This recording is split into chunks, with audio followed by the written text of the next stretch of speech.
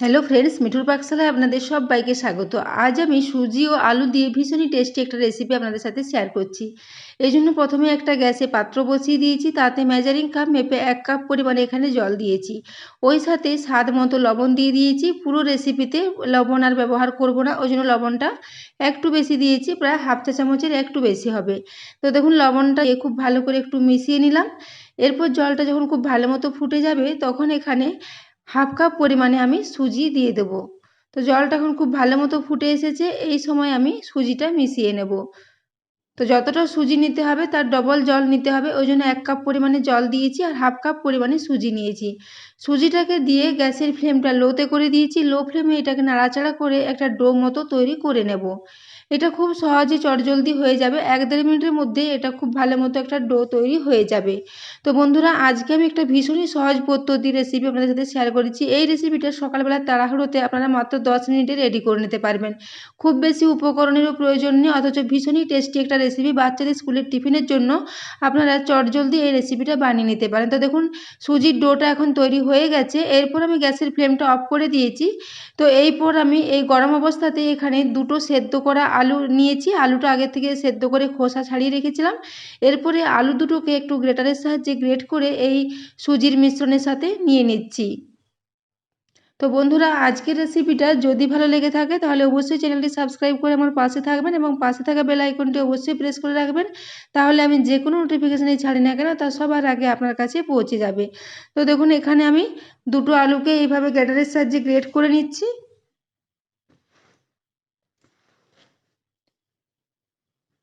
তো বন্ধুরা, আজকের এই রেসিপিটা আপনারা বাচ্চাদের স্কুলের টিফিনে বা বিকেলের দিকে হালকা স্ন্যাক্স হিসেবে বানিয়ে নিতে পারেন। ভীষণই চটজলদি তৈরি হয়ে যাবে। তো দেখুন আলুটা দেওয়ার পর এটাকে গরম অবস্থাতেই খুব ভালো করে একটু মিশিয়ে নিচ্ছি সুজির সাথে। এভাবে এটাকে নাড়াচাড়া করতে করতে একটু ভালো করে মিশিয়ে নিতে হবে, তারপর এটাকে গ্যাস থেকে নামিয়ে নেব। তো বন্ধুরা, আজকের রেসিপিটা যদি ভালো লেগে থাকে তাহলে অবশ্যই বন্ধুদের সাথে একটু শেয়ারও করে দেবেন এবং রেসিপি পছন্দ হলে একটা লাইক করতে ভুলবেন না। তো দেখুন এটাকে এখন গ্যাস থেকে নামিয়ে নিয়েছি। এরপর এখানে হাফ চা চামচ পরিমাণে একটু ঝাল লঙ্কার গুঁড়ো দিয়েছি। ওই সাথে একটা বড় সাইজের পেঁয়াজকে ছোট ছোট টুকরো করে কেটে রেখেছিলাম, সেই পেঁয়াজ কুচনোটা এখানে দিয়ে দিয়েছি। ওই সাথে 1 মুঠো পরিমাণে ধনেপাতা দিয়ে দিয়েছি। এরপর এখানে বাইন্ডিংয়ের জন্য আমি 2 চা চামচ পরিমাণে ময়দা দিয়েছি। ময়দাটা খুব কম পরিমাণে দিয়েছি। ময়দাটা দিলে রেসিপিটা ভীষণই খাস্তা হবে এবং বাইন্ডিংটা খুব ভালো হবে। তো দেখুন এজন্য ময়দার পরিমাণটা অল্পই দিয়েছি, প্রায় 2 চা চামচ পরিমাণে। এরপর আমি ময়দাটা দেওয়ার পর সমস্ত কিছু একসাথে মিশিয়ে নেব। এখানে আমি আর কোনো গুঁড়ো মশলা বা কোনো কিছুরই ব্যবহার করিনি। ধনেপাতা ও পেঁয়াজ দেওয়ার জন্য এর টেস্টটা অসাধারণ হয়েছিল বন্ধুরা। তো এইজন্য এই রেসিপিতে আর কোনো গুঁড়ো মশলার কোনো প্রয়োজন নেই। তবে আপনারা চাইলে এখানে আবারও অন্যান্য মশলা যোগ করতে পারেন, যেমন চাট মশলা, একটু গোটা জিরে, এইগুলো অ্যাড করতে পারেন। তো দেখুন এরপর আমি হাতে করে এটাকে খুব ভালো করে একটু মেখে নিচ্ছি। এইভাবে এটাকে নাড়াচাড়া করতে করতে একটা বেশ ডো মতো তৈরি করে নেব। তো বন্ধুরা, আজকের রেসিপিটা আপনারা বাড়িতে অবশ্যই ট্রাই করবেন এবং কেমন লেগেছে কমেন্ট বক্সে জানাতে ভুলবেন না। তো দেখুন এরপর এটাকে খুব ভালো মতো একটা ডো মতো তৈরি করে নিয়েছি।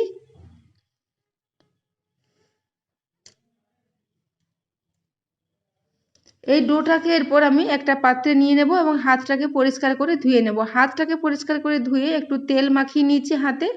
তারপর এই ডোটাকে একটা পাত্রে নিয়ে নিয়েছি। এরপর এর থেকে আমি একটু বড় বড় অংশের লেচি কেটে নেব।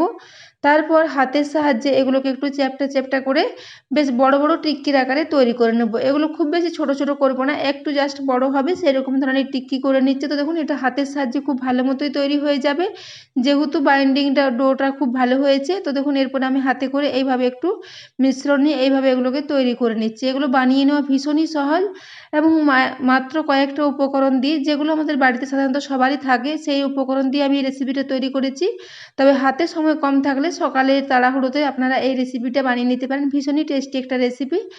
পেঁয়াজ ও ধনেপাতা দেওয়ার জন্য এর টেস্টটা কিন্তু অসাধারণ হয়েছিল। তো দেখুন এরপর আমি এগুলোকে এইভাবে দুটো তৈরি করে নিলাম। এইভাবে আমি সবগুলোকে আগে রেডি করে নেব।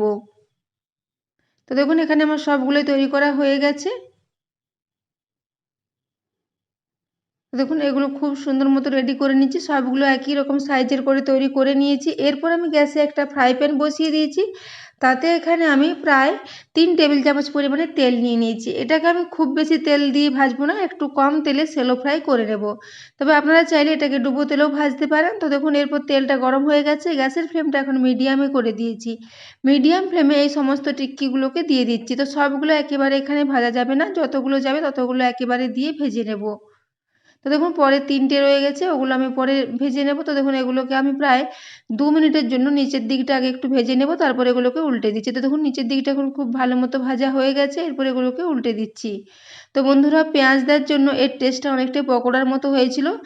তো দোকানে কচুরি সিঙ্গাড়া না খেয়ে এরকম সহজ পদ্ধতিতে এই রেসিপিটা আপনারা বানিয়ে নিতে পারেন। বিকেলে বাড়িতে কোনো গেস্ট আসলে চায়ের সাথেও আপনারা এটাকে বানিয়ে সার্ভ করতে পারেন। ভীষণই টেস্টি এবং ভীষণই খাস্তা ও মুচমুচে একটা রেসিপি। তো দেখুন এরপর আমি প্রথম ব্যাচের এই টিক্কাগুলোকে ভেজে তুলে নিচ্ছি। ওই একই তেলে আমি আবারও যে 3টে রয়ে গেছে ওগুলোকে দিয়ে ওগুলোকেও একইভাবে ফ্রাই করে নেব। এগুলো ভাজতে খুব বেশি সময় লাগে না, খুব কম সময়ের মধ্যে এগুলো ভাজা হয়ে যাবে। তো দেখুন আমি গ্যাসের ফ্লেমটা মিডিয়ামে রেখে পরের ব্যাচের যে টিকিয়াগুলো ছিল সেগুলোকেও দিয়ে দিচ্ছি। এগুলোকে আমি উল্টে পাল্টে একইভাবে একটু লাল লাল করে ভেজে নেব। তো দেখুন এগুলো আমার ভাজা হয়ে গেছে, এরপর এগুলোকে তুলে নিচ্ছি। তো দেখুন এখানে সবগুলোই ভাজা হয়ে গেছে, এরপর এগুলোকে আমি সার্ভ করে দিচ্ছি। তো বন্ধুরা এগুলো দেখেই বুঝতে পারছেন এগুলো কতটা সুন্দর মতো রেডি হয়েছে, খুব কম সময়ে তৈরি হয়ে যায় এবং উপরটা ভীষণই খাস্তা ও মুচমুচে এবং ভেতরটা খুবই নরম। তো বন্ধুরা আজকের এই রেসিপিটি এতক্ষণ পর্যন্ত দেখার জন্য আপনাদের অশেষ ধন্যবাদ। তো দেখুন এখানে আমি আবারও একটা আপনাদের কেটে দেখিয়ে দিচ্ছি। উপরটা দেখেই বুঝতে পারছেন উপরটা ভীষণই খাস্তা মতো রেডি হয়েছে এবং ভেতরটা ভীষণই নরম। তো বন্ধুরা আবারও চলে আসবো নিত্য নতুন কোনো ভিডিও নিয়ে। এতক্ষণ পর্যন্ত ভিডিওটি দেখার জন্য আপনাদের অশেষ ধন্যবাদ। দেখা হচ্ছে পরের ভিডিওতে।